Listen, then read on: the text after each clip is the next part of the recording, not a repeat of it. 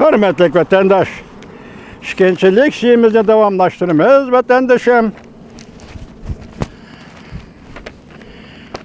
Bugünkü ıslak işkimen 23 yıl. 4. ayının 6. günü yaptığı Perşembe vatandaş.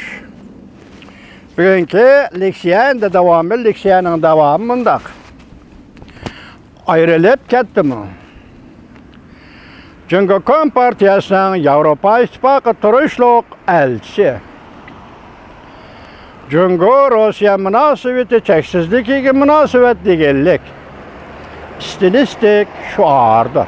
Ya stilistik söz ibarıdır.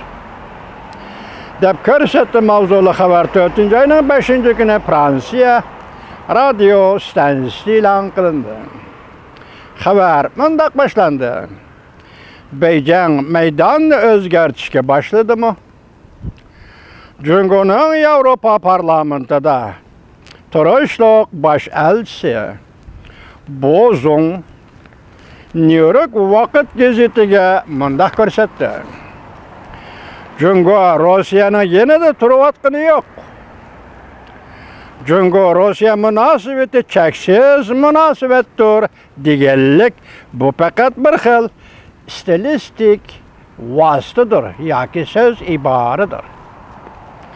Çünkü hükümeti Rusya'nın Ukrayna teritoriyalarını cümleden Krimiyani yutup elişini itiraf kılmaydı. Bu şu gep rasmıda vatandaş, rast dep oylamsız, nimdeydi Bozun. Çünkü onun Avrupa İttifakı turuşluq baş elçisi. Çünkü o deydi, çünkü hükümeti Rusya'nın Ukrayna teritoriyası cümleden Krimiyani yutup elişini itiraf kılmaydı. Bu cümleni ayırıp, yukarı cümleden ayırıp karayla, yukarı stilistik vasıta, stilistik söz ibare. Çünkü Rusya münasebeti bu derecede meseleye bir yak koyup, Bozunun ma sözüge dikkat kılayım değil. Çünkü hükümeti Rusya'nın Ukrayna'nın teritoriyasının cümleden Krimiyani yutup elişini kalamaydı. Yaki kubul kılmaydı, itiraf kılmaydı. Bu gep mesuliyetçılığı var gep. Bununla halkara cemiyeti aldap ketkili bulmaydı. Evvel kısımla aldap ketkili buldu. Bu sözüyle bugün bunu eğizden çıkarıp, eti yeni vasınız kanınızda alıdığın gep. Demek şunun qaraganda, çünkü Rusya münasebetinde özgürlük oldu mu? Fransiya Prezidenti Macron, Avrupa İttifakı Komitesi'nin reisi Van der Leyen, 4. ayının 5. günden başlap Cumhur'da 3 gün ziyarette bulundu. Avrupa rehberlerinin Cumhur'u ziyaret kılışının asaslık maksatlarından birisi, Rusya'ya harbiy yardım vermeslik doğrusuda. Yani Ukrayna vuruşu da Rusya'ya Cumhur'un yardım vermesi, harbiy yardım vermesi doğrusu da nasihat kılıştan ibaret. New York Vakit gazetesinin muhbiri, Avrupa diplomatiya vekilleri, Cumhur'u ziyaretke çıkıştan burun, Cumhur'un Avrupa İttifakı Brüssel'de turuşluq baş elçisine 1 saatdan artıq ziyaret kıldı. Fransiya Prezidenti Macron tayyorlik bilan yetib keldimi? Yani bir haber vatandaşı. Çünkü ziyaretke çıkıştan burun Prezident Macron, Prezident Joe Biden bilan telefonda uzak sohbetleşti. Mavzulu haber 4. ayının 5. günü Venvitor bitidi ilan kılındı haber mundak başlandı. Fransiya Prezidenti Macron 4. ayının 5. günü Beycan'a yetib geldi.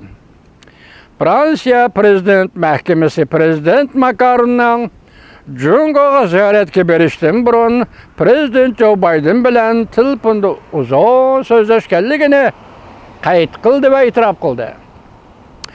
Cumhur meselesini muhakeme kıldı. Demek telefonda Prezident Joe Biden bilan Beijing'e ziyaretke beriş harpsida turgan Fransiya Prezidenti Macron Cumhur meselesini muhakeme kıldı. Dep görsetdi. Bazı matbuatlar Fransiya əməldarlarından sözlerden nakil keltirip mundaq görsetdi.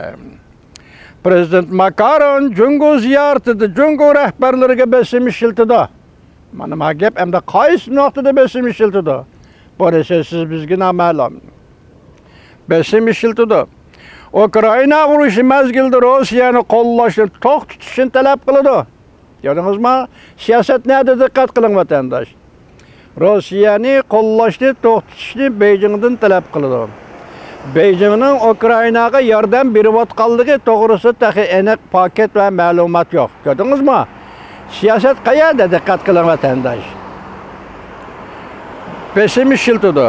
Ukrayna urushi mezgilida Rossiyani qo'llashni to'q tutishni talab qiladi.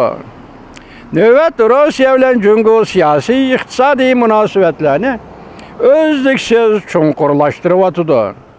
Buningdan G'arb dunyosi ansirayapti. Mana bu Yevropa elchilarining Beijingda so'zlaydigan so'zi ekan vatandoshlar.